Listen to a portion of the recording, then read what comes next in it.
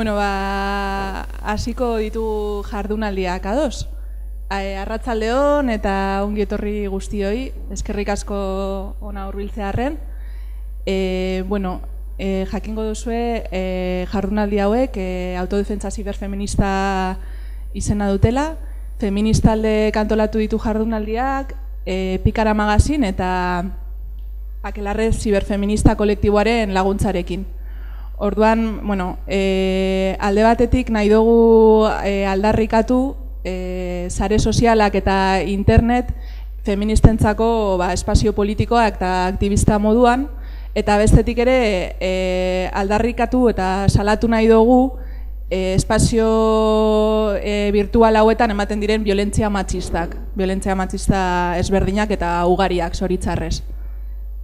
Decía en euskara que estas jornadas están organizadas por Feministalde y colaboramos desde Feministalde con Pikara Magazine y con el colectivo Akelarre Ciberfeminista para organizarlas. Entonces, cuando empezamos a idear estas jornadas nos planteábamos que, por un lado, queremos reivindicar las redes sociales y el entorno digital como un espacio para el activismo feminista y, por otro lado, queremos sacar a relucir y denunciar todas las violencias machistas que se están dando en estos momentos en Internet y en las redes sociales. Ya desde hace unos cuantos años venimos viendo cómo se repiten amenazas, insultos, campañas de desprestigio contra feministas en las redes, ¿no? Y eso es algo que nos indigna mucho y que nos tiene muy hartas a todas, pero además estamos muy hartas de que todos estos machitrolls y tíos que agreden en estas redes sociales sean impunes, ¿no? Que no haya ningún castigo para ellos. Entonces, teniendo en cuenta todo esto, tanto hoy como mañana vamos a analizar todas estas cuestiones. Hoy tenemos con nosotras a Andrea Momoitio y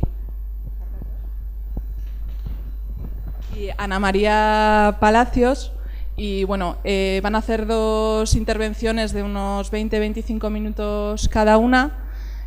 Andrea nos va a explicar un poco qué se está moviendo ahora mismo en las redes sociales en torno a las violencias machistas, qué situación actual tenemos y cuáles son sus características y demás. Voy a hacer una breve introducción de Andrea, que ya nos pasó. Como algunas de vosotras sabréis, Andrea es periodista, máster en estudios feministas y de género y periodismo digital. Ella comenta que todo esto ha estado financiado por Esther y Pablo, sus generosos y maravillosos padres. En la coordinación de Pikara Magazine escribe también en Público y en el diario.es, en las notas del móvil y en servilletas. Es adicta a los macarrones con tomate, extímida, lesbiana y feminista en este orden. Luego tenemos a nuestra compañera Ana, integrante de Feministalde. Ella es abogada feminista y militante de Feministalde, como bien he dicho. Es experta en derechos humanos y con una amplia experiencia en el diseño e implementación de estrategias de litigio internacional y de incidencia política en Latinoamérica. Actualmente trabaja como consultora y forma parte del Consejo Asesor de Civicus Monitor. No sé si lo he dicho bien. Sí, vale. Ana nos va a hablar un poco de toda esta situación de violencias machistas en las redes, pero desde una perspectiva de los derechos humanos y de cómo enfrentarlas con herramientas legales y demás. Ellas van a intervenir y luego deciros que cuando finalicen tendremos 45 minutos para debatir, preguntar o lo que se nos ocurra y vaya surgiendo. Así que nada, por mi parte eskerrik asko, adelante.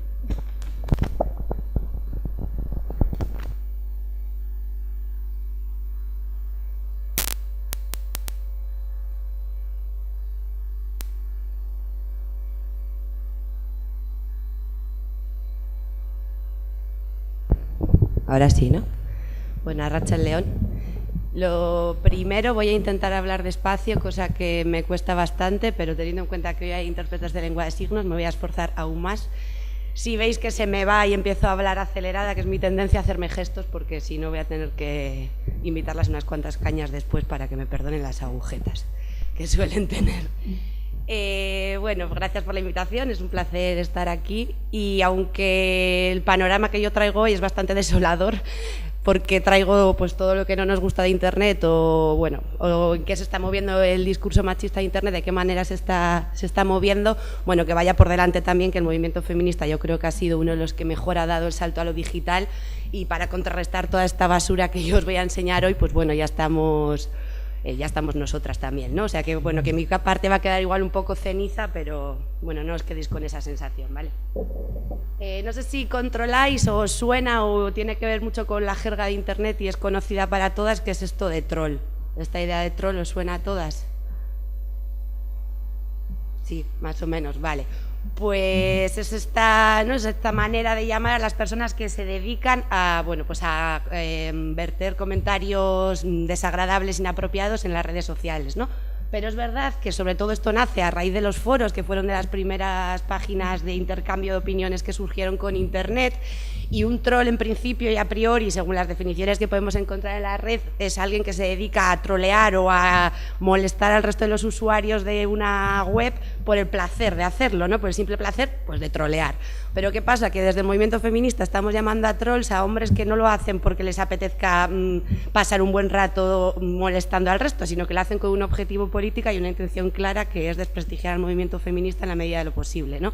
Por eso a mí bueno, lo primero es intentar cuestionar esta idea de troll, porque no sé si están tan organizados como nosotras, pero desde luego también lo están, también tienen unos objetivos políticos, un ideario y igual que nosotras han encontrado en Internet un espacio para poder llevar a cabo sus acciones, ¿no?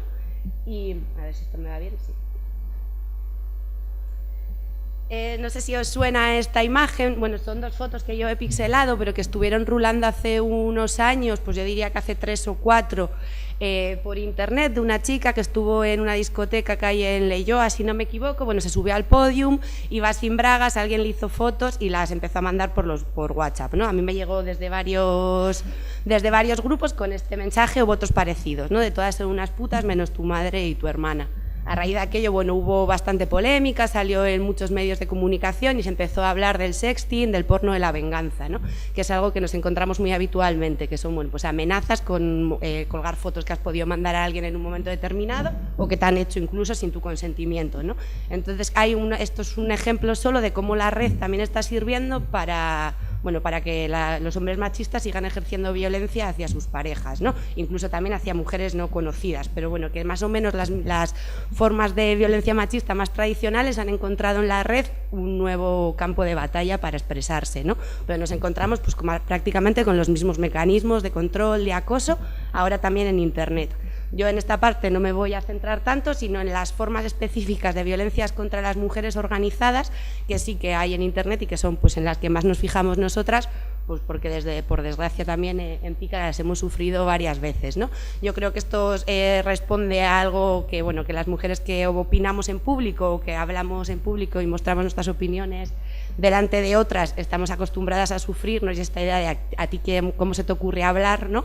Y en el momento en el que expresas tus opiniones y te muestras públicamente, pues bueno, hay un castigo social que recibes por el hecho de ser mujer, que en Internet además, gracias al anonimato, que es la gran especificidad de este tipo de violencia y de todas estas formas de violencia que vamos a hablar, son posibles gracias al anonimato, porque probablemente y gracias a los avances del movimiento feminista, muchas de estas cosas ya no se atreverían a decirnoslas en un bar o en otro tipo de espacios, ¿no? Pero a través de Internet y con esta protección que te da poder poner tu nombre, al día siguiente otro, abrirte otra cuenta de correo electrónico y demás, pues bueno, ahí se dejan estar más tranquilamente.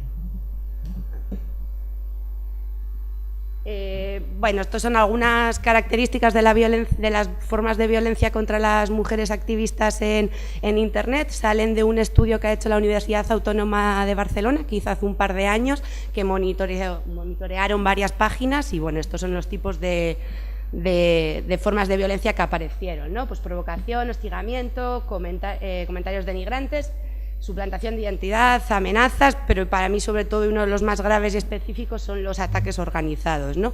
Y esto me parece que es importante que lo hablemos y yo creo que las compañeras de Aquelarre Feminista mañana podrán darnos más clave, porque frente a la organización que tienen ellos, yo creo que uno de los problemas o de las dificultades que sí que tenemos desde el movimiento feminista es que no tenemos tanta formación tecnológica para hacer frente a este tipo de ataques, ¿no? O sea, para ellos resulta bastante fácil que nos tiren una web abajo, y yo estoy convencida de que no hace falta ser muy inteligente para ello, pero tienen las herramientas y las conocen, y yo tengo la sensación de que desde el movimiento feminista nos falta ese tipo de formación, ¿no?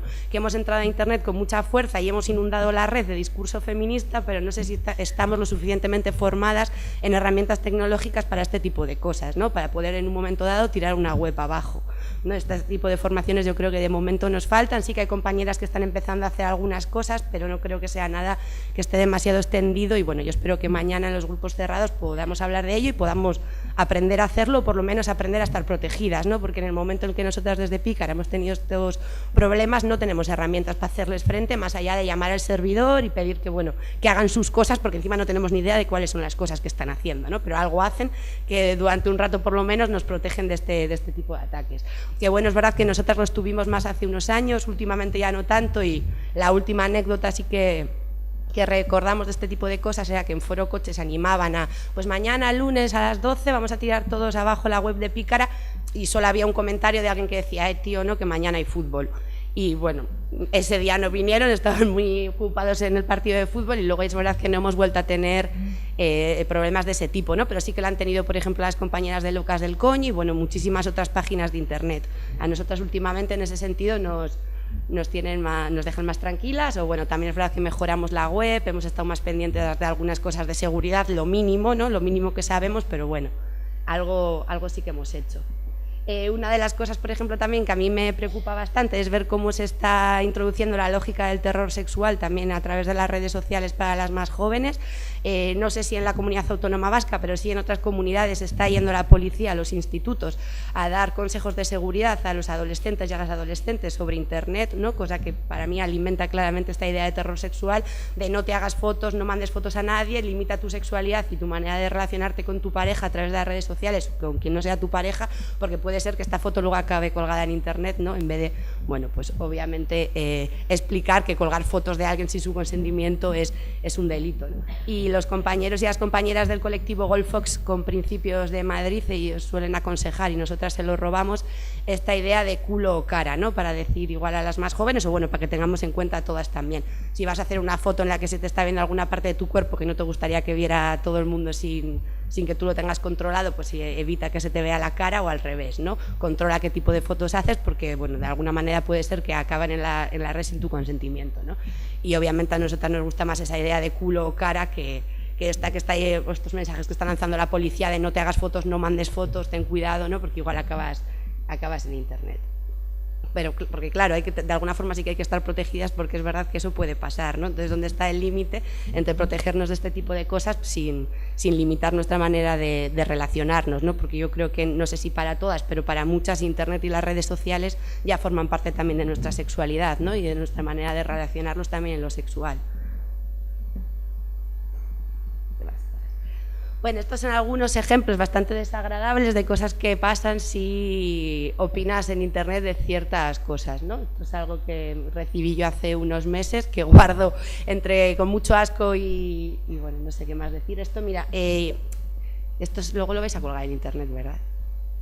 Sí, vale, pues entonces luego no cuento una cosa que luego os la cuento luego. Bueno, el caso es que yo estuve opinando sobre algo que estaba pasando en Bilbao la Vieja un viernes a la noche, y al lado de un rato lo que recibí fueron miles, cientos de mensajes de este tipo que me apagaron el móvil. O sea, que no se quedó sin batería, que me lo bloquearon, porque recibí miles en cuestión de minutos. O sea, mi móvil no soportó tanta información, y bueno, son este tipo de cosas que no es nada que sea muy especial, vamos, las ha pasado a muchísimas otras compañeras. A mí, por suerte, no me ha vuelto a pasar de una manera tan bestia en ningún momento, ¿no? Pero más allá de luego todos los debates y todo lo que pensamos en torno a esto, porque yo primero lo puse en redes sociales y como lo denuncié públicamente, y luego me agobié, porque es verdad que hubo de repente como muchísima repercusión de esto, y sentí de alguna manera que no era un peligro real y que me estaba sobrepasando un poco también todos los mensajes de "buah, tía, estás bien", ¿no? Que escribía a David y a Evelyn de borrarlo de Ecuador Echea, que no para de escribirme gente para decirme que si estoy bien, y claro que estoy bien, ¿no? Yo no sentía un peligro real, porque probablemente no sea gente que esté cerca, ¿no? Ni que me vaya a hacer un daño físico.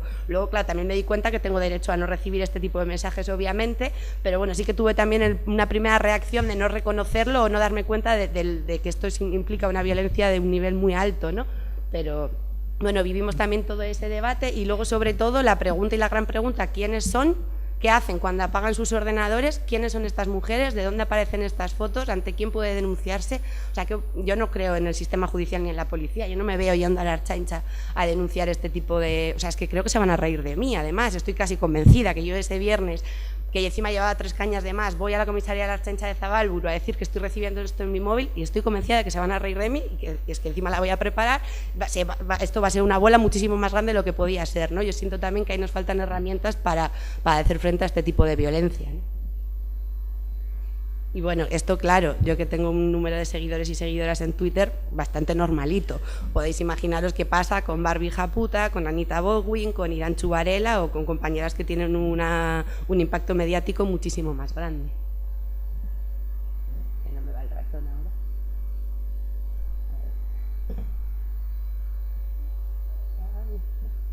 Se me pierde por ahí. Bueno, viendo en estos años, ¿de dónde venían los ataques? ¿Quiénes podían ser estos hombres? Bueno, y con este afán que tengo yo por entrar a páginas de este estilo para tenerles controlados y fichados, lo que nos hemos dado cuenta es que sus 2 principales campos de batalla para los hombres los hombres del Estado español que están organizados en Internet, porque es verdad que muchos de estos ataques, por ejemplo, del comentario anterior, sí que en algunos momentos ha demostrado que podían venir de fuera del Estado español, que podían ser robots. Esto no, esto ya no tiene nada que ver con eso, ¿no? Estos son hombres organizados en Internet a través de asociaciones, un movimiento fuerte. Sus principales campos de batalla, la derogación de la ley de violencia de género, la custodia compartida y el síndrome de alienación parental, ¿no? Estos son sus grandes peleas, ¿no? Y aquí les vemos pues disfrazados de Papá Noel, como podemos verles también en Navidades en la Puerta del Corte Inglés, aquí, porque los tenemos todos los años. Otro fenómeno también para analizar es qué pasa con las pintadas de custodia compartida que aparecen en lugares completamente insólitos y nunca nadie borra, ¿no? Esto habría que también verlo, porque pintas cualquier otra cosa y en 4 días desaparece, pero lo de custodia compartida aparece en unos sitios que dices, ¿cómo han llegado ahí? ¿Cómo lo han hecho y por qué nadie lo quita, ¿no? Pero bueno, eso ya daría para... bueno, en cuanto a la violencia de género, están recogiendo firmas, presentando mociones a ayuntamientos, a parlamentos. La ley de violencia de género para ellos es una ley que no es inconstitucional porque atenta contra el principio de la igualdad, atenta contra los derechos humanos de los hombres y bueno, en esta línea están muy organizados y llevando a cabo acciones continuamente, ¿no? Recogidas de firmas. Yo no sé hasta qué punto esto luego puede tener algún recorrido legal o no, pero bueno, están organizados y ella nos lo contará mejor Ana, están organizados y están trabajando en esta línea. Bueno, pues ya lo veis aquí, ¿no? Bueno, el principal argumento, que la violencia no tiene género, entonces a mí esto me hace mucha gracia porque tú les oyes o les estás leyendo en Internet y bueno, son los grandes defensores de la justicia y de un mundo sin violencia, ¿no? Porque ellos no abogan obviamente por ningún tipo de violencia, pero no reconocen tampoco que haya ninguna especificidad en la violencia de los hombres contra las mujeres, ¿no? Hay que crear leyes y hay que crear protocolos contra cualquier forma de violencia. Claro, esto a priori, sin una formación feminista, ¿quién está en desacuerdo, ¿no? Con que hay que proponer planes que estén en contra de cualquier tipo de violencia. En principio te dicen eso, ¿no? Tú estás por la calle y te dicen, no, es que hay que cambiar una ley para que estar en contra de todas formas de violencia, así si no te dicen nada más puede ser incluso que te confundan, ¿no? Igual cuando te dicen, no, no firma aquí por la custodia compartida para que los niños tengan derecho a estar con su padre y con su madre, ¿no? Pues en principio, ¿no? Si no te dicen nada más, ¿quién va a estar en desacuerdo o por qué te vas a mostrar en desacuerdo? Bueno, ellos son los grandes defensores de la justicia, obviamente, y están muy en contra de esta idea de no tener presunción de inocencia. Y luego, pues, el famoso chico este que pasó una noche en el calabozo, ¿no? Porque yo no sé si os ha pasado a vosotras, pero cada vez que hablo con alguien, conoce a alguien que pasó una noche en el calabozo injustamente, ¿no? Yo no sé si es que es un chico con muchos amigos o les ha pasado a muchos o se lo están inventando, una de las 3 cosas, ¿no? Porque no puede ser, pero vamos, yo me inclino porque es alguien con muchos amigos que estuvo una noche en el calabozo y una y otra vez hablan de él y de su mala experiencia, luego claro era mentira y quedó libre, ¿no? Los hombres también sufren discriminaciones y lo que hacen mucho también es una manipulación de datos, ¿no? Que esto lo cuento un poco más adelante, pero recogen como violencia contra los hombres los suicidios. Los suicidios principalmente se suicidan hombres, hay muchísimos más suicidios de hombres y ellos lo reconocen como violencia de género contra los hombres, ¿no? Y dicen que muchos de esos suicidios se dan pues, a la hora de perder el trabajo, cuando hay un divorcio porque no tienen dinero para hacer frente a la pensión que tienen que pasar a la mujer, entonces pues esos son sus muertos. Bueno, ¿cuánto tiempo me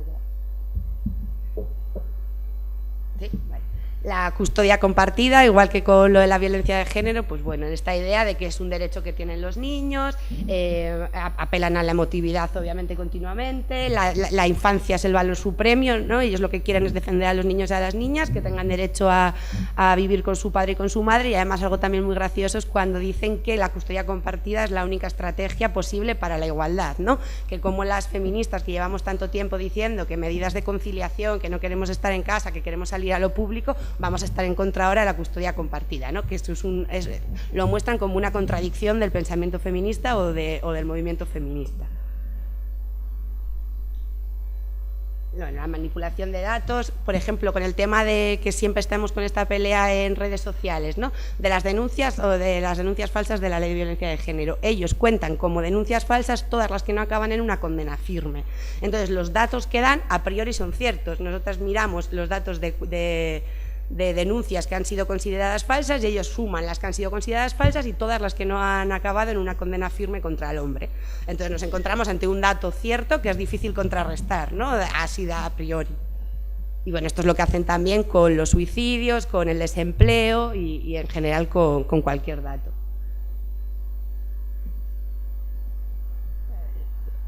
Y para mí la parte preocupante, una de las más preocupantes, es lo organizados que están. Frente a la idea de que son 4 en sus casas, hay una red muy potente de hombres con recursos y en situaciones económicas importantes que se están dedicando a dar apoyo a otros hombres que están en situaciones que ellos consideran injustas. No sé si os acordáis de hace unos años, y todavía sigue en marcha, una campaña que se llama Justicia para Eneco.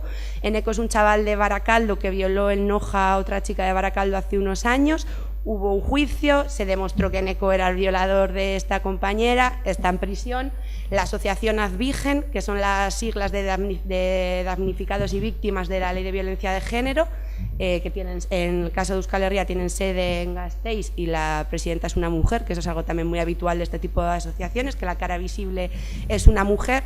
Hicieron camisetas, hicieron un documental, tú ibas a casi cualquier campo de fútbol. Es que, claro, esto es importante, el chaval jugaba fútbol y jugaba muy bien.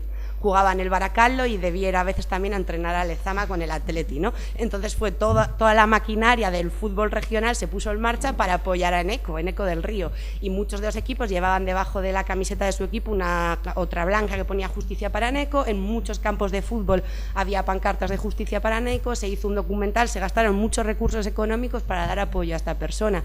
La abogada de Eneco era una abogada que pagó esta asociación. Bueno, se están dando apoyo de una manera muy importante. Con el caso de Arcuri, ¿no? El ex marido de Juana Rivas, pues es su héroe. Él es su héroe, están con Arcuri a muerte en redes sociales. Otra cosa curiosa también, el abogado de Arcuri es Ariego, un hombre de Sevilla, que es el impulsor de la aplicación esta que ha salido hace unos meses que se llama iSex, para evitar denuncias falsas por violaciones. Es una aplicación, este hombre lo que pretende es que tú cuando te vas a acostar con un hombre le des el consentimiento a través del móvil, se juntan los dos móviles por Bluetooth o Wi-Fi, o sea, suena surrealista, pero esta aplicación os la podéis descargar y en ese momento ya le has dado un consentimiento que él como abogado dice que tiene algún tipo, que puede tener algún recorrido legal. El hombre que ha sacado esta aplicación, que es el que está disponible, bueno, hubo mucha polémica en redes con ello, pero sigue estando disponible, es el abogado de Francisco Arcuri, es además la pareja de una de las caras visibles de todo este movimiento, ¿no? O sea, son muchos, tienen recursos, probablemente más que nosotras, y están dándose, pues, tienen una red de apoyo entre ellos importante. Bueno, luego también, claro, en todas las páginas puedes encontrar guía para evitar que te denuncien falsamente, guía para, si te ha denunciado tu mujer falsamente, bueno, qué es lo que tienes que poner en la contradenuncia. Bueno, están organizados también para esto que nosotras ya sacamos en el número anterior de Pícara en Papel, y un reportaje que hizo Yune de la tendencia a las contradenuncias, ¿no? Una mujer denuncia a su pareja por violencia machista y lo primero que se encuentra después es una contradenuncia. Bueno, hay guías en internet explicándote los beneficios de esto, ¿no? Porque ellos todo el rato denuncian que muchas de las denuncias son falsas porque eso tiene beneficios a la hora de la custodia, de la pensión y demás, ¿no? Entonces, frente a eso, proponen contradenunciar, ¿no? Como para frenarlo, para que el caso esté en dos juzgados distintos y la cosa se dilate más en el tiempo. Todo esto hay PDFs y PDFs en internet que te puedes descargar cuando te cuentan abogados, que te están contando cómo hacerlo. Bueno, frente a nuestra Juana está en mi casa, también ellos inundaron, ¿no? Que a veces también yo creo que perdemos igual un poco la percepción, porque a mí me parecía que aquello de Juana está en mi casa era algo que había inundado las redes sociales de todo el mundo, que estaba por todos los lados, y es que estaba solo en nuestras redes, ¿no? Y en nuestra burbuja, porque sales un poco más allá y te encuentras Juana está en la cárcel, Juana en la cárcel, carteles de este tipo, ¿no? Y bueno, o sea que nuestro mensaje llegó, pero yo no sé hasta qué punto, ¿no? Porque bueno, yo creo también, y ya lo veremos con el tiempo, pero que el caso de Juana Rivas ha supuesto también un cambio de paradigma importante respecto a qué cree la opinión pública sobre estas cuestiones, ¿no? O sea, lo que empezó siendo un apoyo masivo, ¿no? A una mujer al que le iban a quitar a sus hijos, su maltratador y demás, él lo hizo muy bien, asesorado por toda esta gente, y dio totalmente la vuelta a ese discurso, y la historia acabó como ya sabemos que acabó todas, ¿no? Sin que pudiéramos evitarlo de ninguna manera, y todo el movimiento que hubo por nuestra parte no pudimos contrarrestar el que hubo por la suya, ¿no? Y acabó siendo un pobre padre al que le había negado la posibilidad de ver crecer a sus hijos, y de hecho con él están ahora en Italia, ¿no? Lo que parecía que iba a ser un caso paradigmático, un caso en el que podíamos mostrar nuestra fuerza, pues se nos vino totalmente de vuelta. Y claro, esto queda la idea también, ¿no? Y va a quedar la idea ahí todo el rato, en plan de, bueno, ¿esto qué será? Otra como Juana Rivas, otra como Juana Rivas, y eso va a quedar haciendo pozo también en la ciudadanía, ¿no?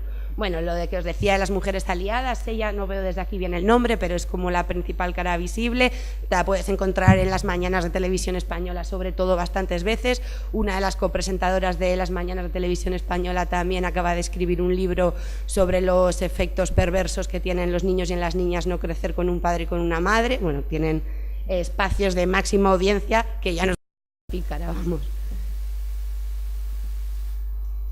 Bueno, esto también, Estela, tienen otra de sus batallas, es que las feministas nos hemos profesionalizado, estamos viviendo el movimiento feminista y bueno, la ridiculización, ¿no? De todo el pensamiento, y hasta algunos ejemplos, yo creo que esto lo vais a ver. Bueno, claro, todo esto, la vinculación que tienen clara y directa con la extrema derecha, en muchos casos, ¿no? Vox es una de las principales cuentas en contra de la ideología del género, y en su programa y en uno de sus principales puntos de sus programas está el cierre del Instituto de la Mujer como una de sus principales acciones, ¿no? Porque nos tienen que cortar grifos y hay recortes que sea para el movimiento feminista porque estamos viviendo de esto y claro, obviamente no tenemos ningún interés en el fin de la violencia. También dicen que por cada mujer asesinada al Instituto de la Mujer le dan dinero y bueno, tienen esta historia montada respecto a lo económico.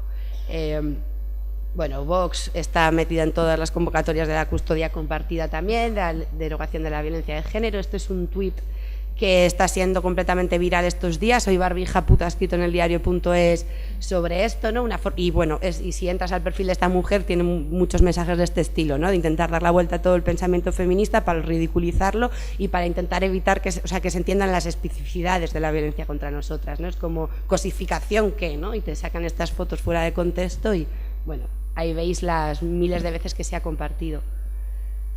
La Falange Española también tiene mucho interés en acabar con la ideología de género, escriben continuamente, ¿no? Y tienen su propio argumentario sobre la ideología de género, de dónde viene, qué pretendemos.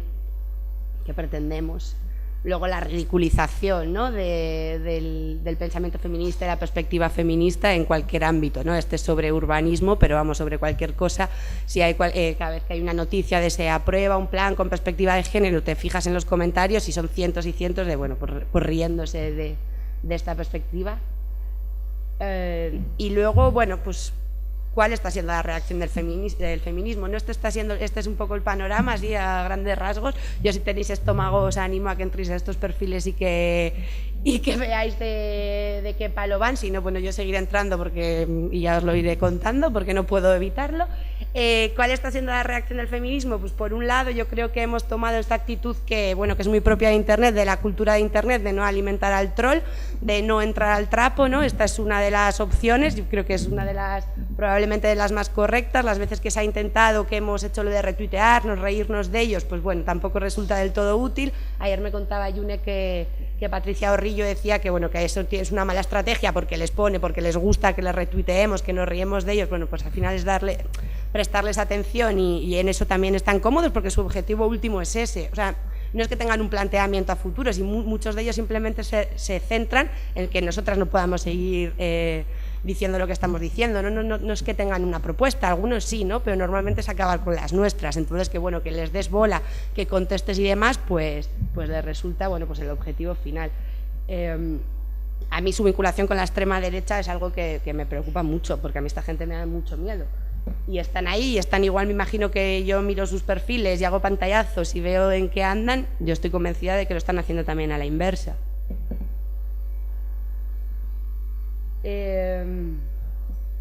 Vale. Estos yo creo que son algunos de los problemas a los que nos podemos estar enfrentando las feministas en Internet. Hemos entrado con mucha fuerza en los medios, desde que nació Pícara ahora, nosotras en estos 7 años lo hemos notado muchísimo, que al principio decíamos que íbamos a hablar de personas e historias que rara vez aparecen en los medios, y eso ya no podemos decirlo porque esas personas y esas historias ya aparecen en los medios, probablemente no de la misma manera y no con la misma perspectiva, pero ya se está hablando de cuestiones propias de la agenda feminista en prácticamente todos los medios de comunicación. En un momento como ese, ¿cómo podemos hacer para que el pensamiento feminista y el discurso feminista realmente tenga un calado, ¿no? Y un calado real y no se quede en postureo, en marketing digital, o bueno, cómo podemos hacer para que esto realmente tenga una incidencia real? A mí me preocupa esto que también hacemos muchas veces en los debates, sobre todo en Internet, ¿no? De, bueno, yo no voy a entrar al trapo a ti a explicarte lo que es el feminismo, si te interesa léelo en Wikipedia, ¿no? Bueno, yo creo que también las que estamos más dispuestas a hacer pedagogía, pues deberíamos también empezar a hacerla de una manera más directa, ¿no? A mí sí que me preocupa esto de, bueno, que no lo entiendes, pues léetelo. Bueno, quienes tengamos fuerza y energía para eso, bueno, no tenemos por qué ser todas, ¿no? Ni tenemos por qué estar todas con esa energía en todo momento, pero sí aprovechar la red para hacer esa pedagogía y incidir con el pensamiento feminista. A mí me preocupa también todos los culebrones, los dramas, las historias que hay entre feministas en Internet, cómo eso puede de alguna forma, ¿no? Todos esos debates intrafeministas que quizás deberíamos guardar para otros espacios son completamente públicos. De esos también te puedes encontrar muchas veces, ¿no? Que te hacen pantallazo y mía, si se tiran piedras entre ellas y ni entre ellas se ponen de acuerdo. Bueno, también medir cuánta importancia le vamos a dar a esto, ¿no? Pero cuánta de la fuerza que tenemos para hacer activismo en Internet la estamos dedicando en exclusiva a tirar piedras a nuestras compañeras, ¿no? Bueno, entre lo importante que es que debatamos entre nosotras y que sigamos construyendo un feminismo plural y diverso, pero bueno, ¿no? También de guardar algo de esa energía para otros frentes. Yo no sé tampoco, no tengo muy claro, bueno, hay también un debate, ¿no? Sobre qué es el ciberfeminismo. ¿Es una corriente del movimiento feminista en sí mismo o es una herramienta que están utilizando muchas otras corrientes feministas para estar en la red, ¿no? Ese debate todavía está ahí, también habrá que resolverlo con el tiempo. Yo no sé si todas las corrientes feministas estamos representadas en Internet de la misma manera. Esta brecha digital de género que todavía existe, ¿no? Aunque cada vez es menor y se dice que de aquí a unos años ya no va a haber diferencia en el acceso de hombres y mujeres a Internet, pero todavía sí que lo hay. Yo no sé si están todas las corrientes de la misma manera representadas o hay una sobrerepresentación de algunas. A mí me da la sensación también de que el discurso feminista que es más público, el que está llegando a más gente, puede caer o puede ser criticado en muchos casos de hedonista. A mí me preocupa esta tendencia de Internet y de las redes a la primera persona, ¿no? Y a contar nuestras vivencias y a intentar hacer políticas solo desde ellas, ¿no? Que a mí me parece que podemos partir de nosotras para luego hablar de cualquier cosa, ¿no? Pero quedarnos solo ahí, porque sobre todo esa primera persona siempre es una muy concreta, ¿no? Y tendemos a ser, aunque seamos mujeres, pues blancas, de una situación económica o una posición determinada, ¿no? Bueno, pues también darle una vuelta a eso y qué huecos y qué espacios están teniendo otras compañías en Internet, si os están teniendo, cómo, de qué manera, pues bueno, ver que la red no está siendo no es un mundo aparte. Para mí esto es algo también, pero por mi propia experiencia con Internet, que me parece súper importante que tengamos en cuenta, que no está el mundo y luego el mundo virtual y nos manejamos de maneras distintas, que las mismas lógicas y las mismas maneras de estar y relacionarnos se dan también en la red y bueno, pues estar atentas a los dos espacios y bueno, ya por la parte positiva, lo de tejer redes, ¿no? Yo creo que las posibilidades de establecer alianzas entre feministas y entre mujeres en Internet, pues bueno, es una herramienta súper potente, súper poderosa, que nos da también yo creo que muchas veces un subidón, ¿no? Y la sensación de, bueno, que somos muchas, de que estamos en muchos frentes, de que estamos haciendo muchas cosas y bueno, aprovecharlo para tejer redes que luego se traduzcan en algo, ¿no? Que a mí me daría mucha pena que no sepamos aprovechar todo el potencial que tiene esta herramienta. Y eso.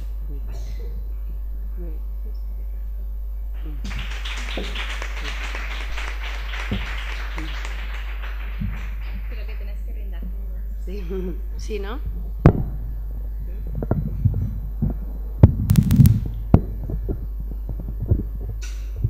¿Se escucha? Bye. Voy a cambiar la presentación un momento. Intentamos.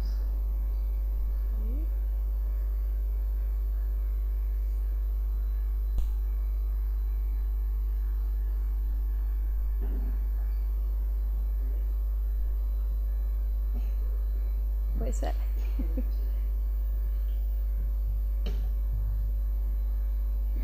Vale, es que ricasco, Andrea, por compartirnos toda esa información. Yo no sé si tengo un panorama mucho más positivo, ahora lo dudo.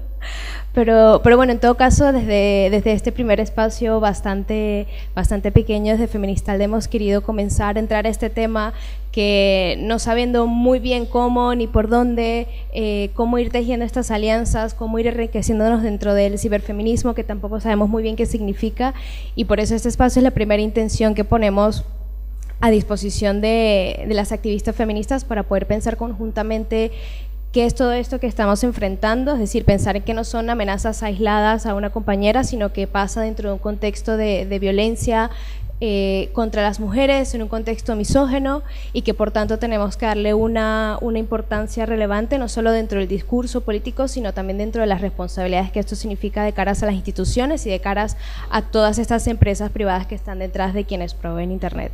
Entonces, un poco en esa lógica, lo que os voy a plantear hoy en unos 20-25 minutos, a ver si me ajusto y no atropello aquí con la presentación, sino también voy a tener que brindar cañas. La idea es hacer un abordaje desde la perspectiva de derechos humanos, es decir, entender qué tipologías nos estamos enfrentando, cómo pasar de creer que estos son agresiones aisladas a vulneraciones de derechos humanos. Y en ese sentido, no es casual que parte de la primera presentación que nos ha mostrado Andrea ha sido pensar tenemos unas redes sociales que están completamente tóxicas, con lenguajes que son agresivos, violentos y completamente abusivos contra las mujeres. Y en ese sentido hay una lógica de pensar, y de las primeras preguntas de hacernos, ¿es esto parte del discurso de odio? ¿Cómo podemos pensarnos esto dentro del discurso de odio basado en género? Y en ese sentido, lo que os voy a compartir hoy, si soy capaz de pasar esto… Sí, es pasar por unos puntos principales. Primero, partir de la base de qué hablamos cuando hablamos de violencia machista en el entorno digital.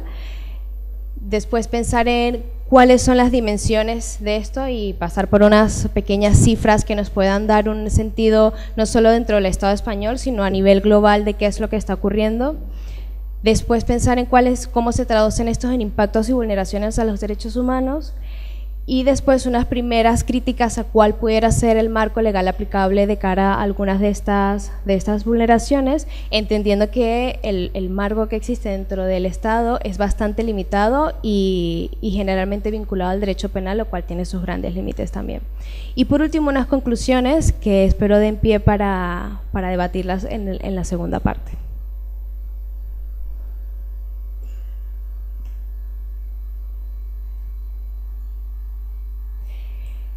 Entonces, cuando hablamos de violencia machista en el entorno digital, estamos ante actos de violencia de géneros que han sido o bien cometidos, instigados o agravados en parte o totalmente por el uso de medios tecnológicos.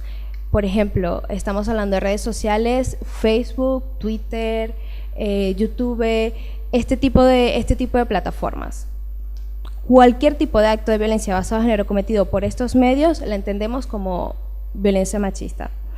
Y que además esta violencia se intersecta con otros tipos de categorías, como por ejemplo comentarios racistas, xenófobos, transfobos, homófobos, y de manera muy común todos estos juntos. Como decía Andrea, hay una clara intención de desprestigiar y hacer daño al movimiento feminista, y lo que está detrás de eso no es solo un daño individual, no solo de la persona que es propietaria de esa cuenta, sino un daño mucho más colectivo. Es decir, la intencionalidad que hay detrás de este tipo de violencia supone un impacto hacia la colectividad de quienes estamos en un posicionamiento público y político feminista en este tipo de espacios. Algunas de las características propias de este tipo de violencia y que hacen que pudiera que pudiera diferenciarse, por ejemplo, de la violencia de género que conocemos en lo que llamamos el mundo offline, tiene que ver con, uno, el anonimato. Lo que facilita el anonimato es que no conozcas a la persona que está haciendo la amenaza o el abuso y que eventualmente tampoco nunca la llegues a conocer. No pasa. Vale.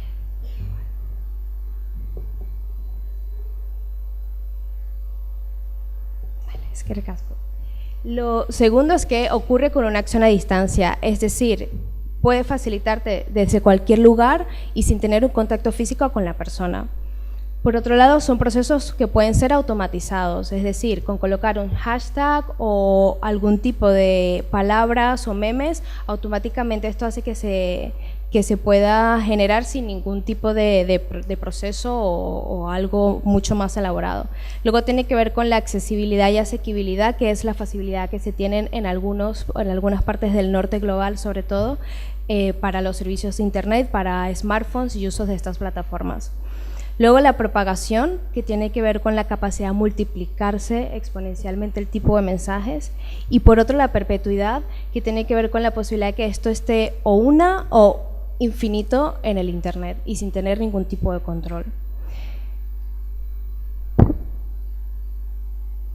Por darnos un ejemplo de ¿cuál es esta dimensión de la violencia machista? Por un lado tenemos que hay un reporte del año 2010 en donde ya se reportaban que al menos el 95% de este tipo de agresiones iban dirigidas específicamente a grupos de mujeres. Por otro lado tenemos un estudio que elaboraron hicieron un monitoreo de unas cuentas en el Reino Unido en 3 semanas de abril del 2006, en donde monitorearon que cada segundo se utilizaban 200.000 tweets para hablar de puta o zorra. O sea, que es una magnitud bastante considerable pensando quién es la población y qué impacto puede tener eso. Luego, por ejemplo, en noviembre del año pasado, Amnistía Internacional publicó un informe en donde entrevistó en 7 o 9 países de todo el mundo a aproximadamente 4.000 mujeres y en el Estado español estas cifras cayeron así, que es decir, 1 de cada 5 mujeres dentro del Estado español sufre abusos en las redes, al menos las que participaron en este estudio, que fueron aproximadamente 500 mujeres.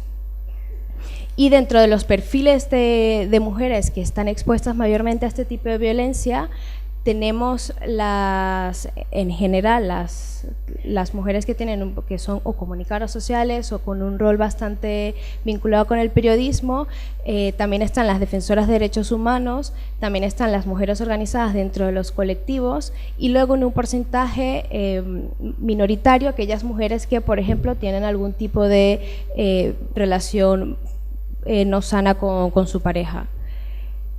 En cuanto a cuáles son los impactos de por ir estableciendo características concretas de estos impactos, tenemos por un lado que existen claros problemas de salud por crear 3 categorías, tanto físicos como emocionales, problemas de privacidad, es decir, que una persona utilice tus datos sin tu autorización, y problemas socioeconómicos vinculados con pérdidas de ingresos, trabajos, dependiendo del área en que te desempeñes, el aislamiento social, la autocensura, que en el caso del movimiento feminista es un factor bastante relevante para el tipo de información que nos posicionamos y que muchas veces denunciamos.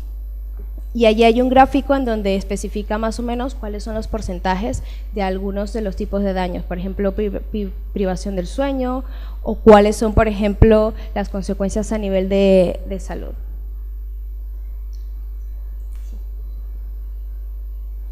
Entonces, ¿esto cómo se traduce dentro de una lógica de derechos humanos? Bueno, primero decir que evidentemente hay una violencia simbólica por lo que refleja y cuáles son los medios que se utilizan y la intencionalidad y el efecto silenciador que tiene para las mujeres, sobre todo en aquellos espacios en donde las mujeres se posicionan desde una denuncia o agresiones sexuales o a casos concretos. Además, el desarrollo que se ha dado, por ejemplo, a nivel de las Naciones Unidas sobre estos temas son relativamente recientes, a partir del año 2010, en donde comienzan a sacar resoluciones indicando que los estados tienen obligaciones concretas para promover, proteger los derechos en Internet de todas las personas. Y en particular hace un llamamiento a tomar medidas específicas para aquellas personas, mujeres o del colectivo LGBTI, que son hostigadas a través de medios de redes sociales en cualquier espacio de Internet. Entonces, esto lo que nos pone de manifiesto es que sin duda alguna estamos ante, uno, impactos graves en la vida de las mujeres y por otro lado, en limitaciones a los derechos.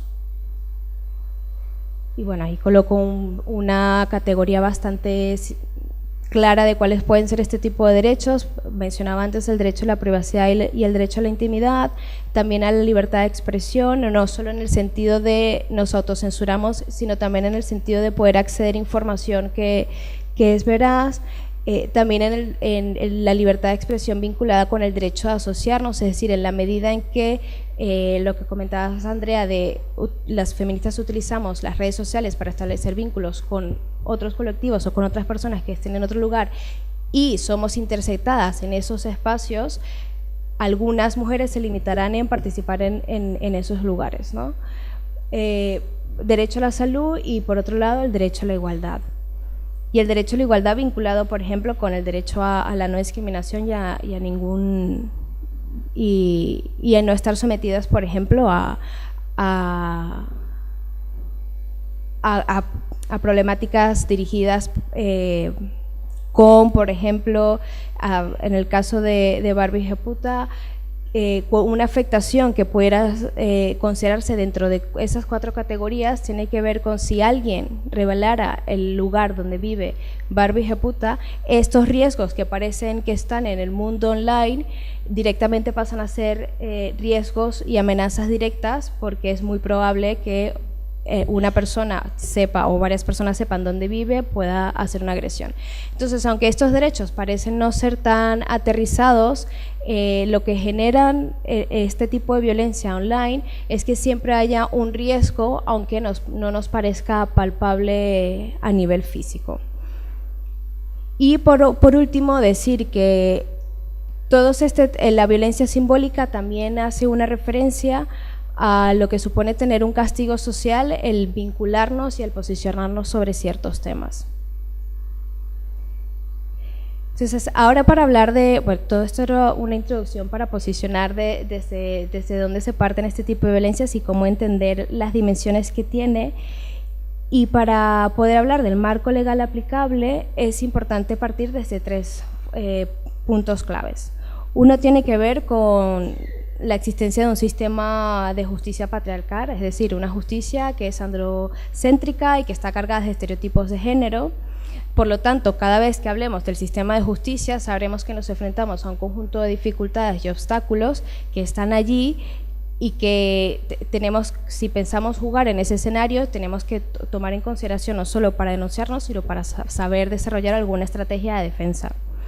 Por otro lado, entender que si parte de la estrategia que se pudiera construir alrededor del discurso de odio por motivos de género está vinculada mayormente a una regulación del derecho penal, este derecho penal, desde el punto de vista de la crítica feminista, tiene serios límites, porque el derecho penal no busca la transformación social, es decir, no busca transformar a la misoginia o las expresiones de la misoginia en sí, sino que busca establecer una responsabilidad individual a esa persona por ese hecho en concreto, pero no busca tratar de ir a la prevención ni al origen de lo que puede estarse causando alrededor de ese tipo de violencia.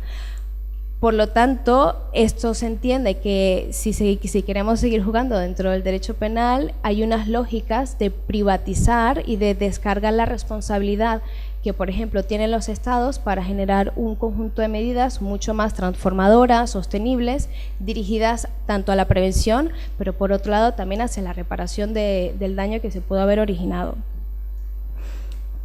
Y lo cierto es que también en este campo de batalla en general del derecho del sistema de justicia, las abogadas feministas, si queremos generar algún tipo de transformación, tenemos que entrar sí o sí allí, porque es ante, por ejemplo, algunas cuando se han hecho denuncias de algunos perfiles en las redes sociales, automáticamente algunas de las respuestas han sido develación de datos personales y por tanto una vulneración del derecho a la privacidad y a la intimidad.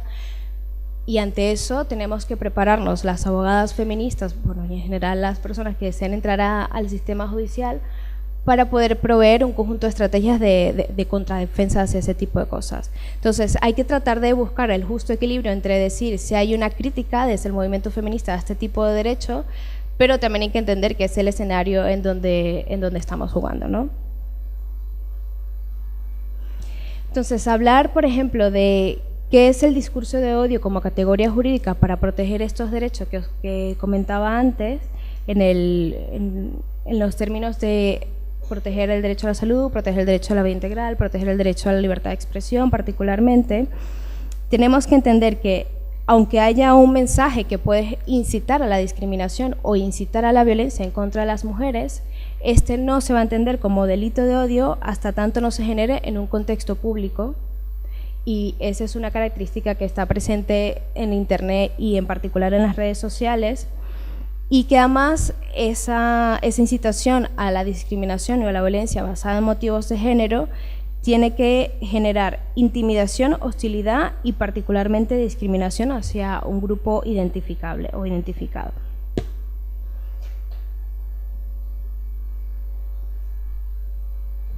Por ejemplo, ahí hay un esquema de cuáles son todos estos requisitos acumulativos para que al menos dentro del derecho penal puedan entenderse cuando estamos en presencia de lo que pueda configurar un delito de odio.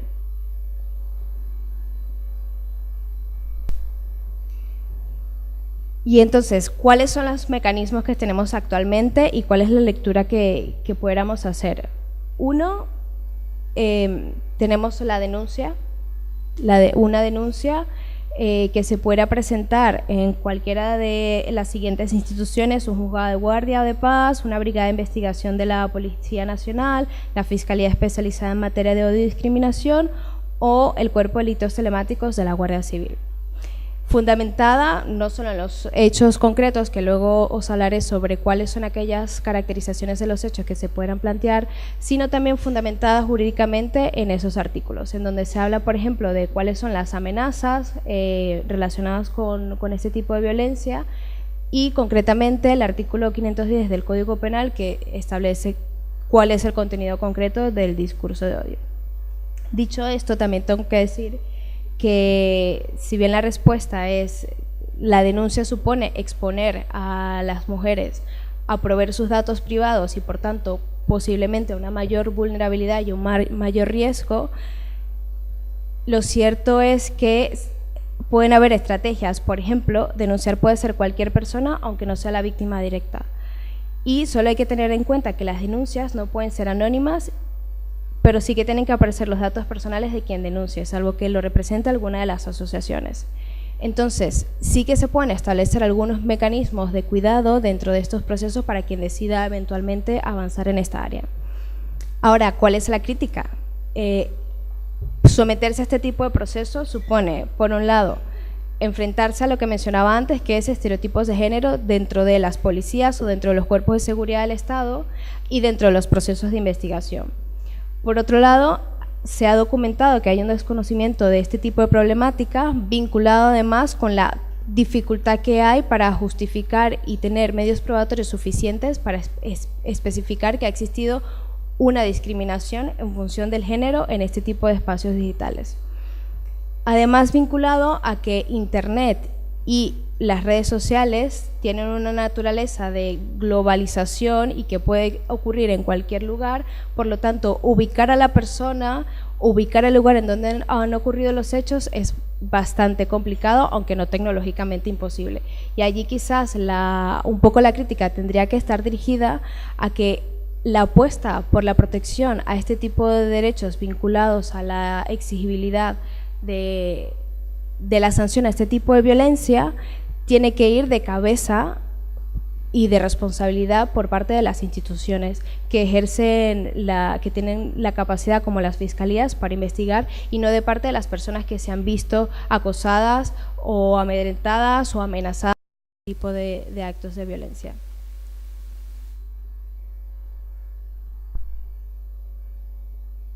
Luego, os quería compartir, porque también es el otro lado de la moneda, un poco desde la perspectiva de las mujeres. Cada vez que somos amenazadas siempre tenemos la lectura un poco social es, tenemos la responsabilidad de hacer la denuncia, de probar y de hacer todas las diligencias y gestiones necesarias para que eso avance.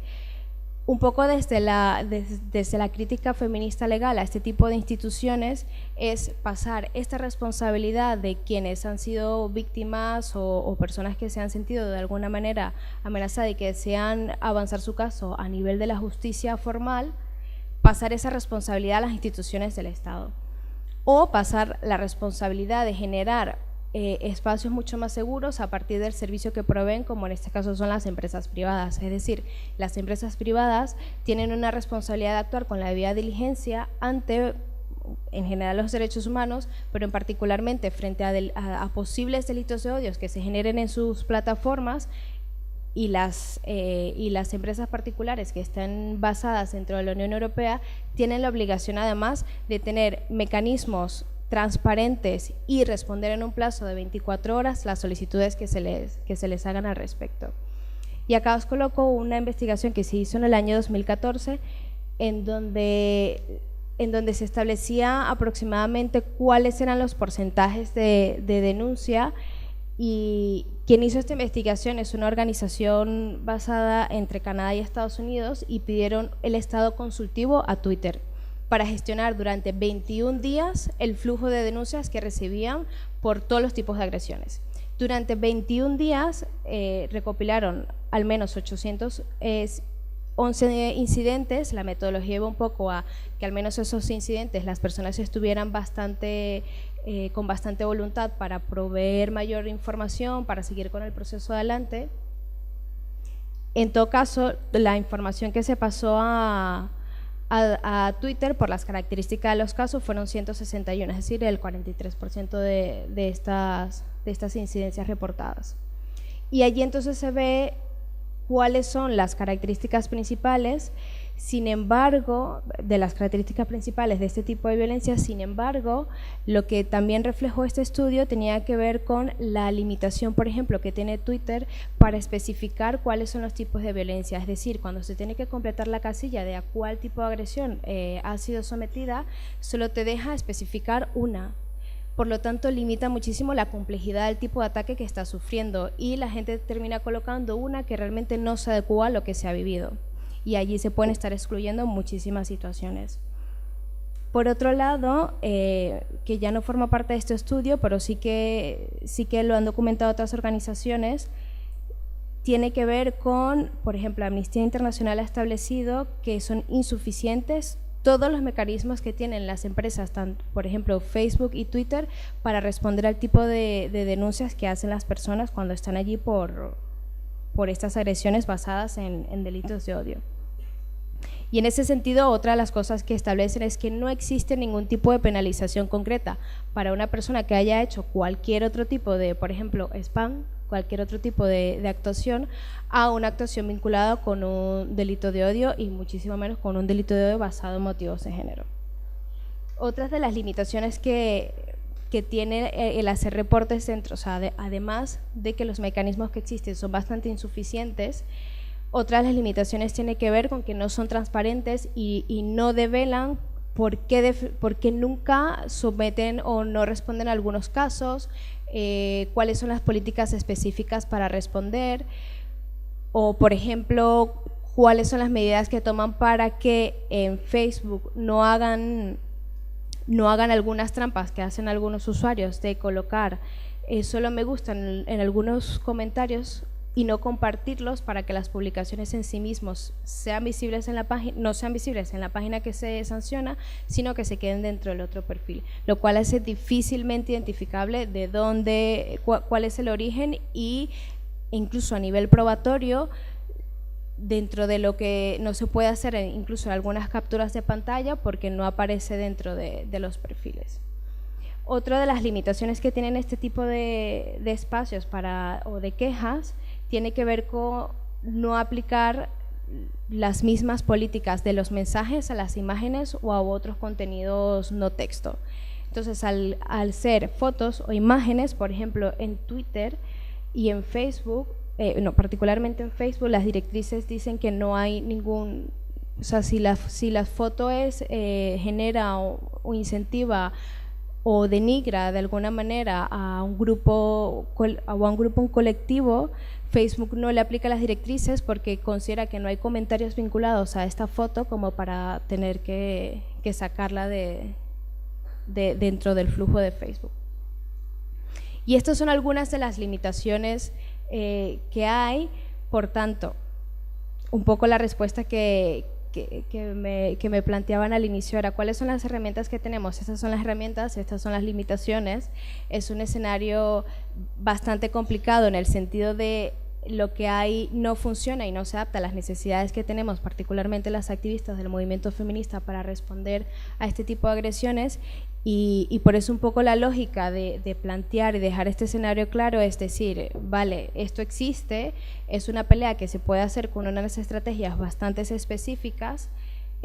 Sin embargo, y por eso también el contenido de la propuesta del taller iba también dirigida a que desde el movimiento feminista podamos identificar, más allá de las vías formales, una narrativa bastante alternativa a cuáles son estas otras formas de justicia, y que indistintamente de lo que se quiera proseguir, bien sea en el sistema de justicia formal o bien sea a través de otros sistemas más dirigidos hacia la prevención o hacia la reparación, sí o sí lo que hay que hacer es documentar, y sí o sí, indistintamente de lo que se quiera hacer luego con la información. ¿Y por qué es importante documentar? Porque uno permite dar seguimiento a lo que está ocurriendo, permite identificar si existen patrones, permite identificar si hay unos perfiles concretos, luego permite saber cuáles son las tendencias en cuanto a si estamos lanzando una campaña, no sé, por ejemplo, Ni Una Más, cuáles son aquellos mensajes o aquellas tendencias que surgen alrededor del lanzamiento de una campaña o alrededor de lo que para nosotras son hitos concretos para posicionar un mensaje político. Luego también nos permite, por ejemplo, identificar cuál puede ser aquel nivel de riesgo medio, bajo o alto vinculado al tipo de amenaza o el contenido del mensaje que nos está llegando.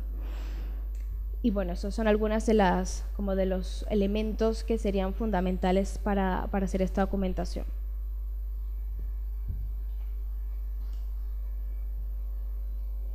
Y por último, compartir que parte de las conclusiones realmente están por construir, porque es un proceso bastante colectivo. Recordar que que hay muchísimas formas de hacer protección. Por supuesto, hay una protección legal que siempre se puede hacer uso, pero es importante poder hacer siempre las funciones, las contraargumentaciones y las contradefensas al sistema hegemónico y al sistema de justicia patriarcal que tenemos. Entonces, por un lado, dentro de las cosas que sí o sí tenemos que irnos planteando, es que no hay duda que el Internet ha generado una gran capacidad para que las mujeres nos expresemos de una manera clara, política, y que nos posicionemos no solo dentro de nuestros mismos espacios, sino la posibilidad de llegar a otros lugares con un discurso mucho más potente y de interlazar y fortalecer muchas de las luchas que tenemos tanto en el norte como en el sur global. Por supuesto que la proliferación de estos mensajes misóginos en las redes tiene unas consecuencias bastante graves que no podemos ignorar, pero para ello parte de la propuesta tiene que ser con fortalecer los espacios de defensa y de autodefensa, exigir las responsabilidades a las instituciones y establecer controles mucho más específicos y regulaciones a las empresas proveedoras de este tipo de servicios. También tenemos que reconocer, como movimiento feminista y como además activistas que estamos en este tipo de espacios en Internet, que estas agresiones tienen un impacto real en nuestra vida, a pesar de que nos dé la sensación de que hay un mundo digital separado del mundo real, cuando los dos mundos son válidamente reales, y que no podemos normalizar este tipo de violencia por percibir que no hay un riesgo físico inicialmente. Y por último, hay unas recomendaciones que se establecen a cuáles puedan ser estos mecanismos de denuncia en función de 6 criterios. Uno tiene que ver con la legitimidad, es decir, que para nosotras sean mecanismos que sean confiables y transparentes, que sean accesibles, que sean predictibles, es decir, que sepamos estimar qué nos significa, cuánta carga, en cuánto tiempo.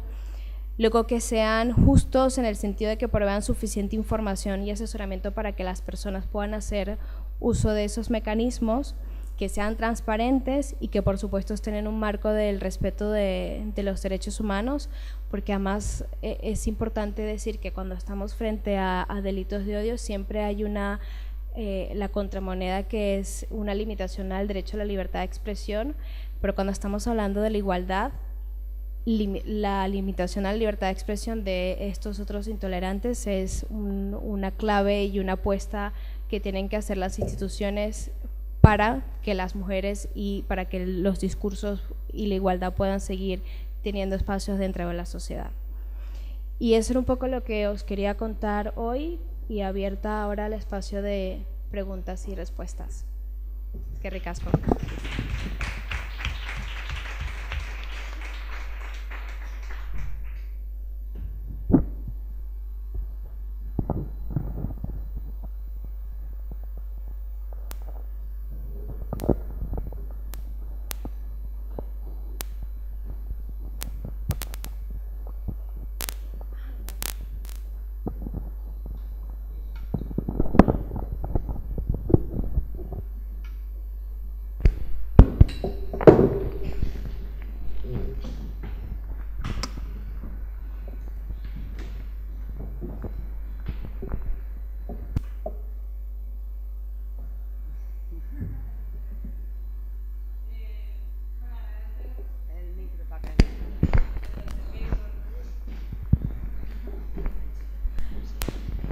Pues nada, que muchas gracias. Yo soy de las que tiende a normalizar y quitar importancia, así que me viene bien vuestro toque de atención, y que sí que es cierto que esto tiene un impacto y una dimensión que no es solo lo molesto que a mí me suponga que de vez en cuando me digan cosas, sino que es, bueno, pues una violencia pues de una magnitud mayor, ¿no? Y quería hacer un par de comentarios. Bueno, he llegado tarde, como siempre llego yo a los sitios, entonces espero no repetirme de algo que haya dicho Andrea, pero en verano me gustó mucho un artículo en La Marea que establecía como, él señalaba la relación que había habido en el caso de Juana Rivas, que coincidió en el tiempo con los atentados de Barcelona, ¿no? Entonces, como que el artículo hablaba del neomachismo supremacista blanco, y que al fin y al cabo, como que eran más o menos la misma peña la que estaba emitiendo discurso del odio con el caso de Juana Rivas y la que estaba emitiendo discurso del odio islamófobo, ¿no? Entonces, bueno, no sé, como que a mí esto me anima a lo de la famosa, no sé si interseccionalidad o cómo establecer alianzas, porque al fin y al cabo, pues lo que tú dices de la extrema derecha, que esta misma gente es la que está ejerciendo violencia contra las personas racializadas, contra las personas musulmanas, no sé, como que igual hacer iniciativas desde el feminismo, pero también aprovechando las alianzas con el antifascismo, con el antirracismo, ¿no? Porque al final estamos todas sufriendo esta misma violencia, ¿no? Con características distintas.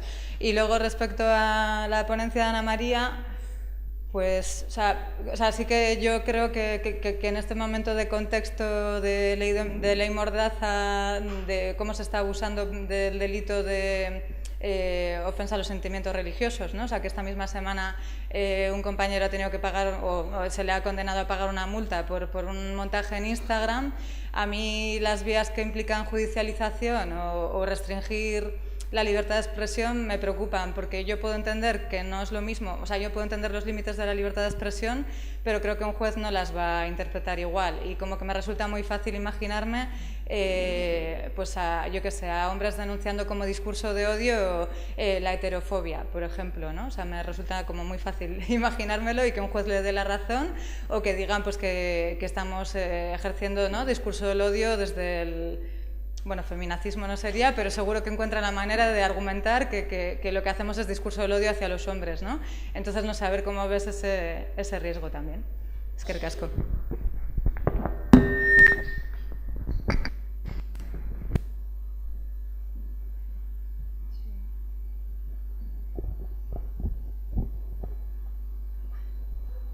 Sí, vale.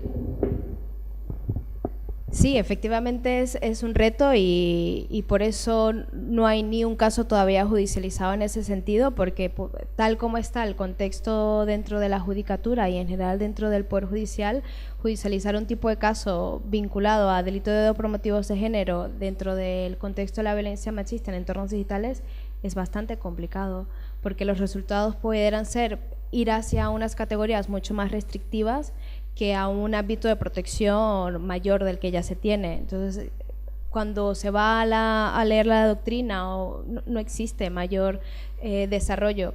Y por otro lado, sí que es interesante porque fuera del Estado español, el debate, por ejemplo, en Latinoamérica va un poco más vinculado no a delitos de odio, sino a otros tipos de violencia en el marco de, por ejemplo, las leyes integrales, y desvincularlo también dentro de lo que supone el propio derecho penal. Entonces sí que es interesante poder plantearse abstractamente, como lo acabo de hacer yo, cuál pudiera ser el escenario ideal para judicializar uno de los tipos de casos, pensando en el impacto positivo que eso pudiera obtener, pero la realidad es que si hoy vamos a judicializar algún caso, es probable que haya un backlash, que sería un retroceso a lo que ya mínimamente se tiene reconocido y realmente nada desarrollado, porque dentro del desarrollo que hay alrededor del artículo 510 del Código Penal son todas sentencias bastante retrógradas y bastante negativas, en el sentido de no es la interpretación ni siquiera conforme a cuáles son los estándares internacionales de derechos humanos en cuanto a la libertad de expresión, y el Estado español no hace caso para aplicar unos estándares mínimos en relación a ese tema. Entonces sí que es un peligro. Y por eso un poco la apuesta es tratar de utilizar el marco para entenderlo desde una lógica de derechos y no de cosas que nos pasan como ataques aislados, pero sabiendo que una judicialización sería un proceso un poco más complicado y requeriría de una parte más estratégica.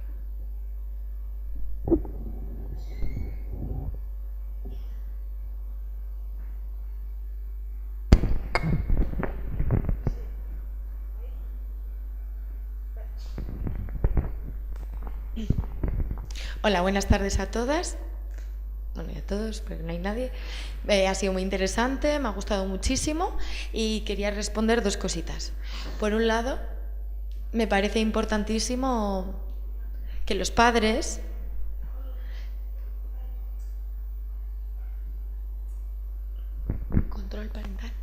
que tengan un control parental en cuanto a Internet, a las redes sociales de sus hijos, un mínimo, para poder defender a esos jóvenes.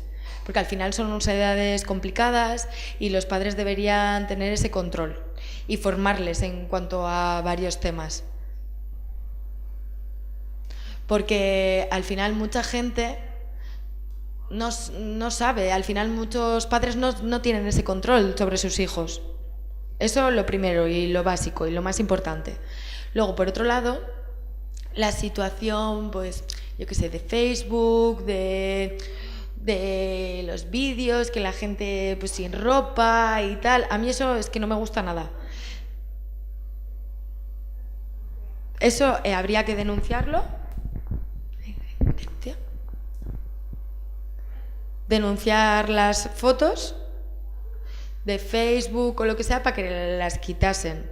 ¿Eso no se podría hacer o para que no existiesen ese tipo de fotos? No sé, si me puedes contestar.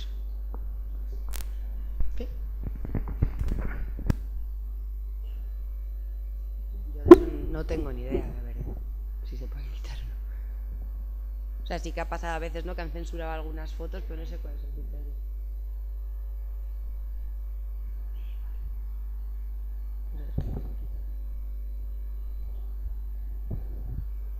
Sí que existen protocolos de Facebook para hacer denuncias sobre algunos tipos de fotos,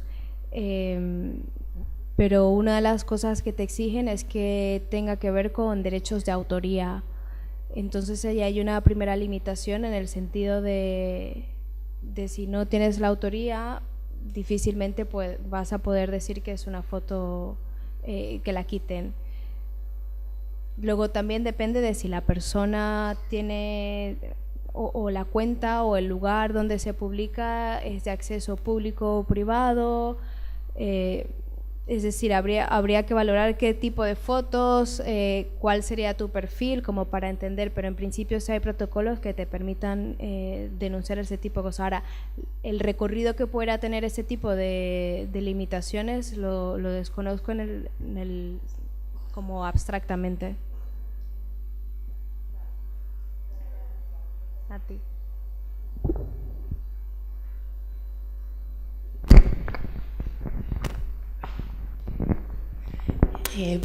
Yo quería también comentar que, un poco unido a lo que decía Yune y habéis planteado también vosotras, a mí me gusta eso que planteas, Andrea, de que están organizados, ¿no? Yo creo que siempre hemos tenido un poco esa idea, o yo por lo menos, en que, bueno, pues que al final son unos trolls o una minoría que se dedica un poco a esto, pero que es residual, pero realmente ver que hay toda una organización detrás, pues sí que creo que es algo que, bueno, lo mismo que respondemos otros tipos de violencia organizada, pues que también requiere de eso, ¿no?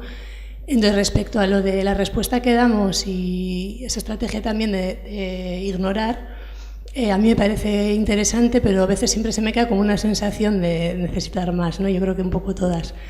Y relacionado ya a lo institucional, yo que trabajo en un ayuntamiento y hace poco hemos tenido también un ataque con un vídeo que subimos sobre un taller que hubo de clown desempoderante para hombres, y hubo un ataque masivo también de comentarios y demás, y bueno, la estrategia del ayuntamiento cuando hablamos con comunicación fue retirar directamente esos comentarios, y ese es un poco el protocolo, ¿no? Y yo entendía que tenía que ser así y bueno, en cierta manera lo compartíamos, pero me faltaba como algo más.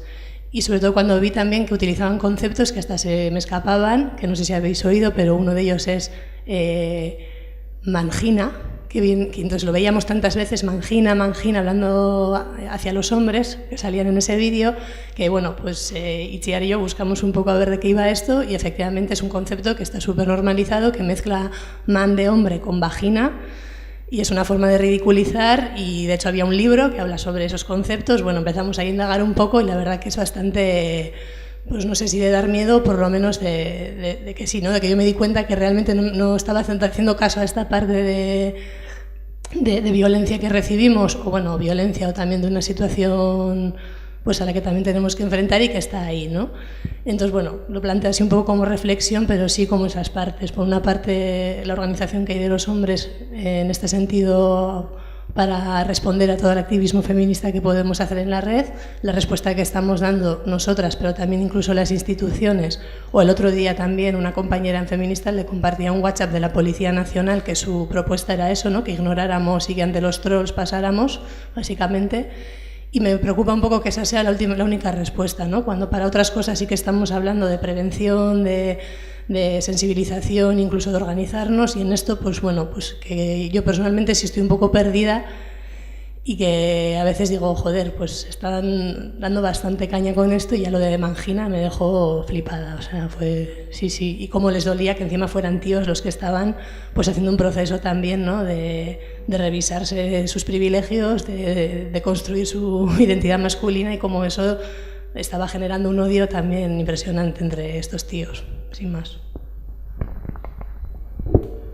A mí se me hace difícil cómo responder cuando son cuentas que a lo mejor entras y llevan una semana en funcionamiento y luego desaparecen. En esos casos sí, pero por eso también me parece tan importante saber quiénes son y a lo mejor estar más atentas a sus caras más visibles. Por ejemplo, uno que es un peligro es Nacho Abad, el que sale también en Espejo Público. Ese en Twitter es un peligro y ese no va a borrar su cuenta mañana, tampoco va a entrar directamente al trapo, pero bueno, sí que estar muy atenta a todo lo que diga él, a qué otros perfiles están en tu entorno, e ir cortando desde ahí. Lo que pasa que, claro, es verdad que muchas cuentas van, vienen, desaparecen y es más difícil, pero a las caras visibles, a los partidos, a Vox, que están todo el día desde sus cuentas oficiales dándole caña a esto, pues todos los días denunciando esos perfiles, ¿no?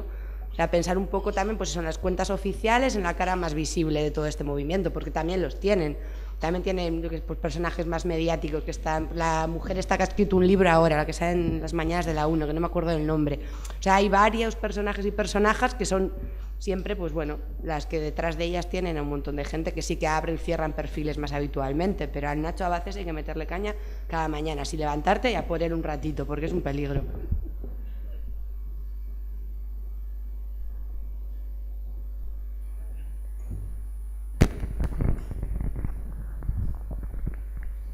yo quería agradeceros este ratito y bueno, compartir, no sé si mañana en los grupos vamos a trabajar más casos concretos o experiencias personales, pero quería compartirlo ahora también un poco, porque bueno, yo como individua pues uso las redes sociales creo que de manera responsable, pero entonces la verdad es que nunca he tenido digamos, un problema o una violencia identificada, ¿no?, como tal, pero hace un par de semanas tuve así como una agitación. Yo participo en una colectiva feminista en Perú, en Lima, con tambores y con tamboras, y ahora hay una coyuntura muy complicada por el indulto a Fujimori. Bueno, salimos a las calles y un grupo de compañeras, digamos otra colectiva, sacó un vídeo en Facebook. O sea, nosotros sí usamos digamos, nuestro territorio son las calles, pero obviamente las redes sociales pues forman parte de difusión, articulación y todo esto, ¿no? Hasta ahora siempre hemos tenido comentarios incluso positivos, ¿no?, de ánimo, de querer como saber más, o nunca ha habido un comentario agresivo ni incluso negativo, al revés, pero a estas compañeras, las de Maya, publicaron un vídeo como de convocatoria y obviamente todo el grupo fujimorista, ¿no?, hubo unos comentarios súper fuertes, súper fuertes, y ya no solo como, digamos, oposición política, sino contra el cuerpo de las mujeres, ¿no?, súper violentos.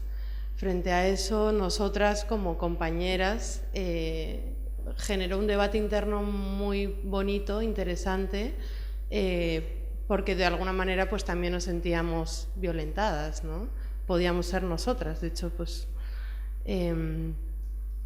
y en ese momento echamos como de menos, o nos sentimos totalmente perdidas en el qué hacer, porque por una parte sí queremos acuerpar y acompañar y denunciar y visibilizar, pero por otra parte hasta qué punto también nos estamos exponiendo o no. O sea, entró un dilema de qué hacer, ¿no? Si rebotar, si publicar desde nuestra cuenta, si exponernos o no. Yo sé que no va a haber un protocolo de actuación, o sí, no tengo idea, podría ser un ¿y qué hago yo? Sobre todo cuando pues lo recibes así como tan de repente, ¿no?, y de manera tan violenta. O sea, eran comentarios muy violentos.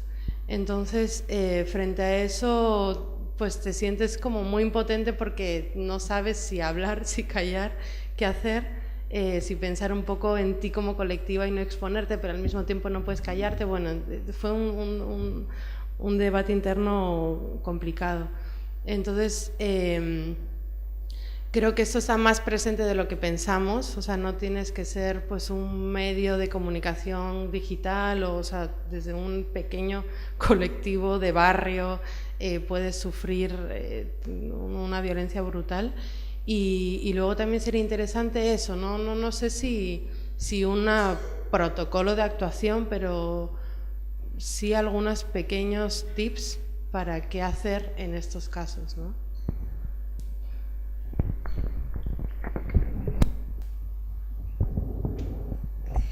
Bueno, gracias por compartir la experiencia. En principio, sí, mañana tenemos pensado que además de ser un espacio cerrado podamos conversar algunos de estos temas. Tener un protocolo de actuación así concreto, cerrado, es imposible desarrollar en las pocas horas de taller que vamos a tener, pero sí que las compañeras de Aquelarre Ciberfeminista nos van a compartir unas herramientas de seguridad, de protección al colectivo, y que seguramente mañana cuando salga el tema te invito a que nos vuelvas a poner en evidencia un poco lo ocurrido y podamos entonces articular algún tipo de propuesta.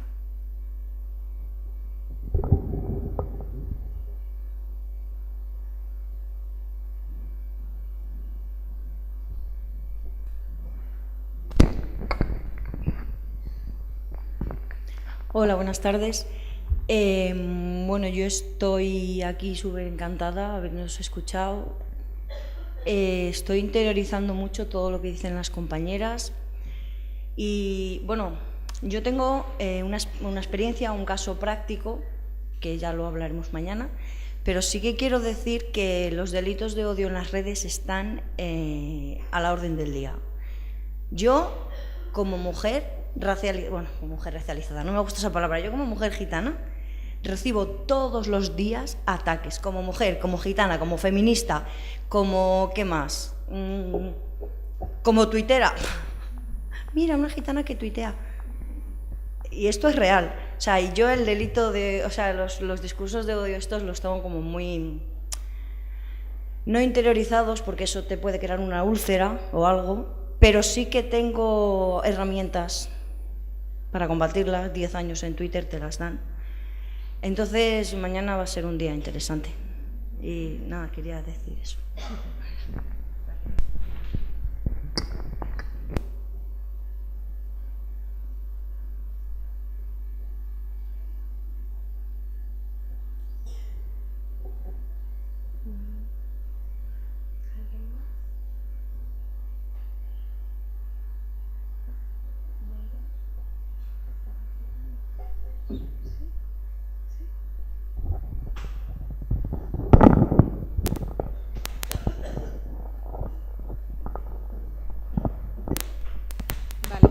Pues no queda ninguna pregunta o ningún comentario más.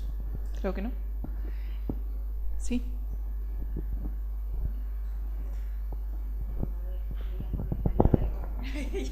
Vale, no sé si te lleva... Sí, ¿no?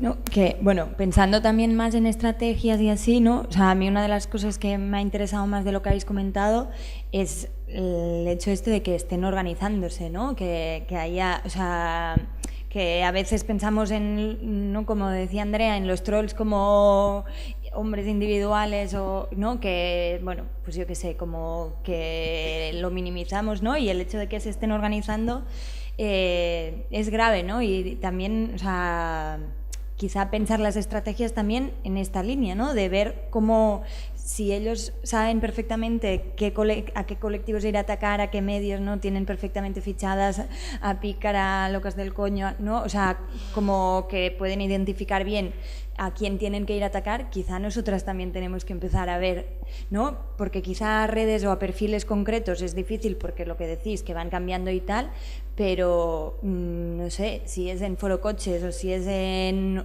otros espacios en los que se organizan, pues quizá tenemos que pensar de qué forma podemos contraatacar ahí, ¿no? Y no estoy hablando solo de a través de la justicia patriarcal que decía Ana, sino quizá pensar en nuestras estrategias, ¿no?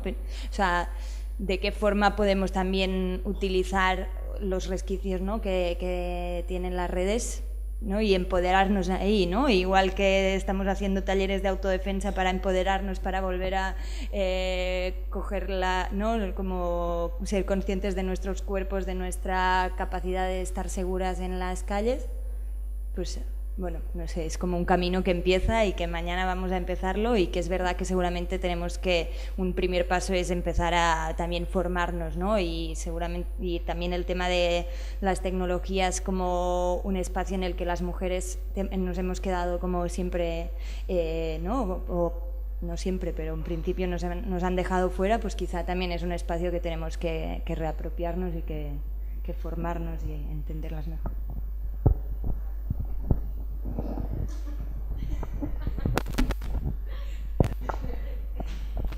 A mí me parece súper clave que sepamos quiénes son, o sea, que hagamos un mapeo, que los tengamos identificados. Advigen, por ejemplo, está registrada en el registro de asociaciones del Gobierno vasco, están recibiendo subvenciones, qué tipo de subvenciones, de quiénes son, o sea, ese tipo de información es accesible, podemos verlo y tenemos que estar atentas. No puede ser que la gente esté recibiendo dinero público, habría que en todo caso denunciarlo, ¿no?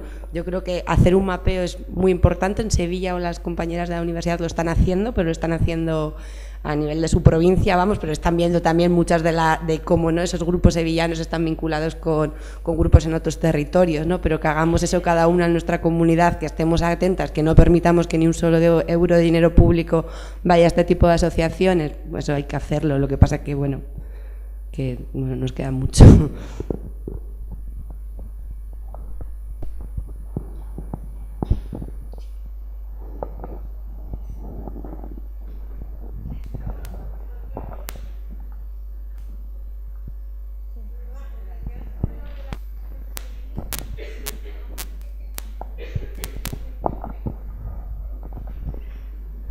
Esto que has comentado de lo de Sevilla me ha parecido muy interesante. Y la pregunta, ¿cómo se detecta, cómo dar ese paso para la detección de esas asociaciones? ¿Me puedes explicar un poco, por favor?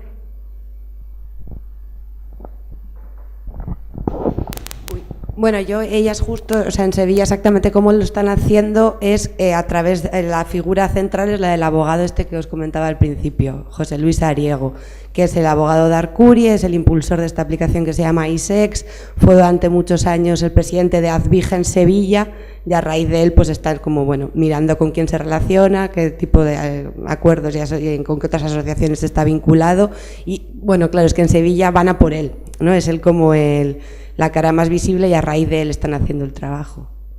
Aquí en Bilbo, bueno, pues tendríamos que ver, me imagino que Azbigen creo que es la más potente y están en Gasteiz sobre todo. Azbigen, Asociación de Damnificados y Víctimas de la Violencia de Género.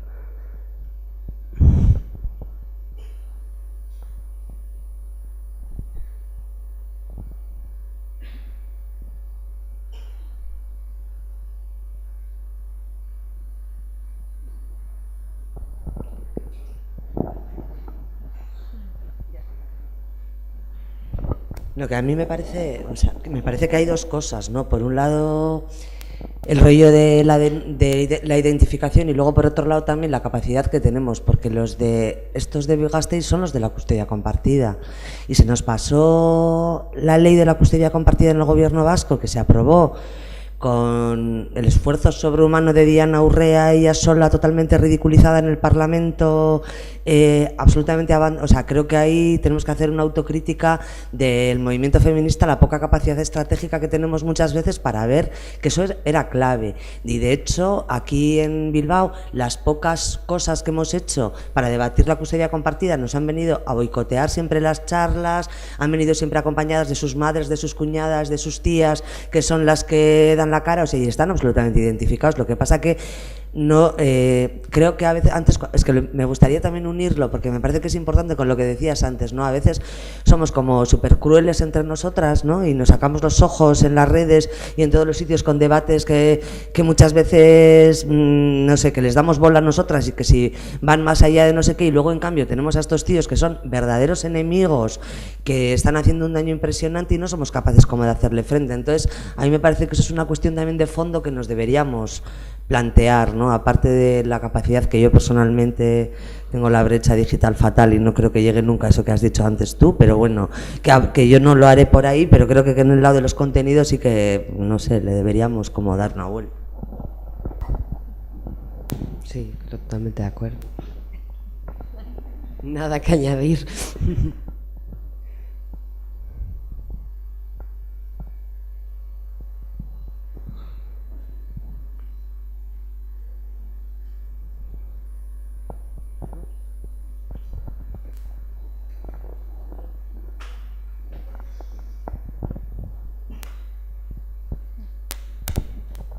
Bueno, pues vamos a terminar un poco la jornada de hoy. Mañana os vamos a esperar aquí a las 10, que es cuando comenzamos. Tenemos a las compañeras del colectivo Aquelarre Ciberfeminista con nosotras, a Martu y a Irene, si no me equivoco. Y bueno, pues tendremos un taller cerrado, como ha comentado antes Andrea, en el que analizar estrategias de autodefensa en redes y con la ayuda de ellas. Yo creo que, como ha comentado antes la compañera, pues va a ser muy interesante, así que os esperamos a todas. Eskerrik asko eta bihar arte.